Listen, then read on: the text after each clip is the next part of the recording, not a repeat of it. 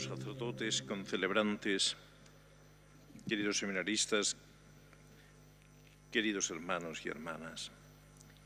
En este tercer domingo de Pascua, la palabra de Dios nos sigue presentando, por una parte, las apariciones de Jesús a sus discípulos y, por otro lado, nos saca las consecuencias que se derivan de la resurrección del Señor y, al mismo tiempo, y de manera especial, la llamada a la misión, a testificar la resurrección de Cristo con nuestra vida. Por una parte, hemos escuchado ahora ya sí al valiente Pedro, el Pedro que lo negó, pero el Pedro que confiesa su amor a Cristo, el Pedro que confiesa la fe en el Señor, pero que después su debilidad hace que sus palabras, sus buenas intenciones no sigan a los hechos y niega al Señor. Pero su triple confesión de amor junto al lago de Genesaret, también ante Cristo resucitado, hace que se fortalezca y, sobre todo, con el Espíritu Santo recibido, anunciar a Jesucristo, el Hijo de Dios hecho hombre. Y explica con valentía el verdadero sentido de la pasión y muerte y resurrección del Señor. El Señor ha sido glorificado. El Jesús a quien las autoridades, dice el apóstol Pedro, que por ignorancia entregan, que por ignorancia crucifican, es el que ha resucitado. Ha vencido el pecado y a la muerte y nos ha liberado de nuestros pecados. Y por eso invita a todos a la conversión. Tenía que padecer. En él se han cumplido las Escrituras, lo que ellos mismos, los propios apóstoles, no fueron capaces de percibir, y sobre todo el propio Pedro, que después de confesar en Cesarea de Filipo que Jesús es el Hijo de Dios y hablarle del misterio de la cruz, anunciando su pasión, Pedro trata de disuadirlo. El mismo Pedro que lo acompaña en la glorificación de la transfiguración y no entiende qué es aquello de resucitar de entre los muertos. El mismo Pedro es el que ahora confiesa esa resurrección. Es el testigo y es al mismo tiempo el anunciador. Invita a la conversión, porque el Señor ha muerto para liberarnos de nuestros pecados. Jesús ha padecido, Jesús ha resucitado y Él nos salva de nuestros pecados, lo fundamental del anuncio cristiano. Y es precisamente esto también lo que San Lucas, en este Evangelio, continuación de la aparición a los discípulos de Maús, recordad, aquellos dos que despistados vuelven a sus pueblos, a su pueblo, desesperanzados porque todas las esperanzas puestas en Jesús de Nazaret han quedado invalidadas por el final del Viernes Santo. Nosotros esperábamos que fuera el liberador de Israel, y ya ves, y le dan de plazo unos días. Y Jesús les dice, pues mira que sois tontos para comprender las Escrituras. Era necesario que el Mesías padeciera para entrar en su gloria. Y esto es, queridos hermanos, nosotros también necesitamos, como los discípulos de Maús, como estos discípulos que están y a los que Jesús se les aparece, después que los propios discípulos de Maús les han dado cuenta de que han visto al Señor, Jesús les dice y que Él ha resucitado, se les muestra, les abre el entendimiento para que entiendan las Escrituras.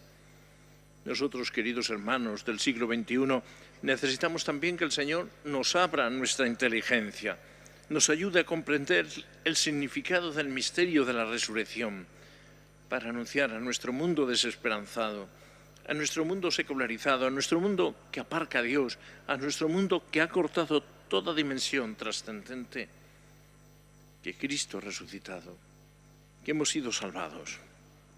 Y vemos también cómo Jesús se muestra en su humanidad gloriosa. No tengáis miedo. Jesús no es un fantasma, Jesús no es un espíritu, Jesús no es una idea y mucho menos una ideología. Los cristianos no seguimos a un muerto ilustre, a un personaje ilustre que se nos pierde en la noche de los tiempos y que ha dejado un mensaje maravilloso, sino seguimos a alguien que está vivo. El cristianismo no es la religión de un libro, es la religión de alguien, de Jesucristo, el Hijo de Dios, hecho hombre. Por eso, queridos hermanos, Jesús les invita a que vean, a que palpen.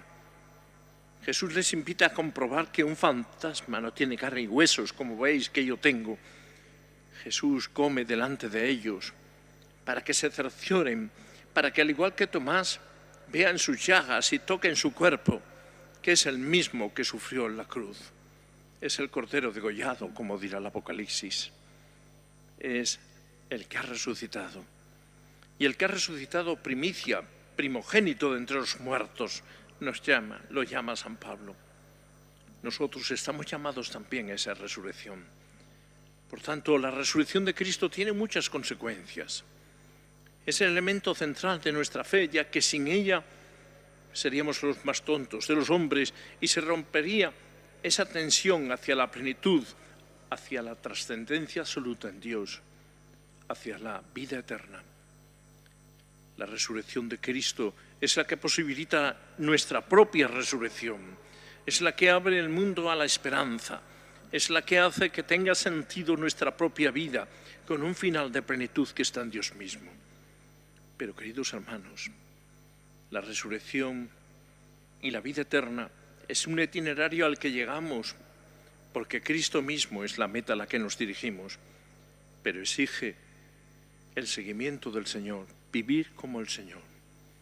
El Señor que nos perdona, que sabe de nuestra debilidad, que sabe que somos pecadores como Pedro, como el resto de los apóstoles, que no estamos hechos de otra pasta y que el Señor nos ha dicho que no ha venido a llamar a los justos sino a los pecadores y que no tienen necesidad de médicos los sanos sino los enfermos. El Señor lo sabe y nos ha librado de nuestros pecados, pero exige de nosotros ese seguimiento. Él es víctima de propiciación por nuestros pecados. Hemos escuchado de la primera carta del apóstol Juan, no solo de los nuestros, sino también de los del mundo entero. Y en esto sabemos que lo conocemos, en que guardamos sus mandamientos. Quien dice yo le conozco y no guarda sus mandamientos es un mentiroso y la verdad no está en él. Queridos hermanos, basta de un cristianismo solo de palabra. Basta de decir ya que somos creyentes pero no practicantes. Basta ya de la incoherencia de nuestra vida que tanto escandaliza y que ha hecho un cristianismo descafeinado, que solo lo tenemos como uso religioso y no como compromiso de vida. Basta ya de que vivamos como si Cristo hubiera muerto y se hubiese quedado ahí todo en el Viernes Santo y desesperanzados, o con un barniz cristiano mantuviéramos unas costumbres sin más. Que basta ya de asistir impasible a la construcción no solo de nuestra vida personal al margen de Dios, muchas veces en una especie de nirvana espiritual, sino que a pesar de la debilidad de nuestra condición, tenemos a alguien que nos perdona. Pero al mismo tiempo, queridos hermanos, aspiremos, seamos santos, vivamos en consecuencia la enseñanza de Jesús, seamos testigos como nos pide el Evangelio. Vosotros sois testigos de esto. El Señor los envía. No se puede ser cristiano de puertas cerradas, no se puede ser cristianos en un cristianismo privativo que no nos atrevemos ni a imponérnoslo a nosotros mismos.